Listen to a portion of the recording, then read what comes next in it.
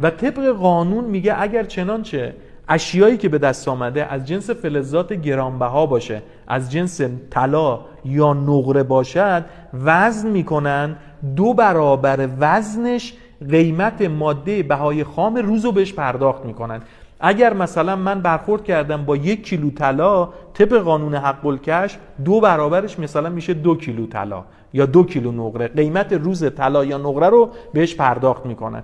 برای چی گفته 2 برابر قانونگذار؟ به خاطر اینکه من اگر که این رو پیدا کردم نبرم این رو بفروشم به یه در واقع زرگر. معمولا الان روال اینطوریه، مشتری که نمیتونن پیدا کنن یا به اون باندهای بین المللی نمیتونن دسترسی پیدا بکنن، میبرن به یه زرگر میدن، براشون ذوب میکنه، شمش میکنن.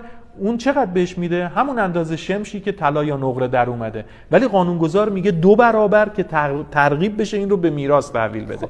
اگر فلزات غیر فلزات غیر گرانبها به غیر از طلا و نقره باشه، تحویل در واقع میدن به کارشناس میراث فرهنگی. کارشناس میراث فرهنگی این رو قیمت گذاری میکنه، نصف قیمت کارشناسی به عنوان حق الکشف بهش پرداخت میشه.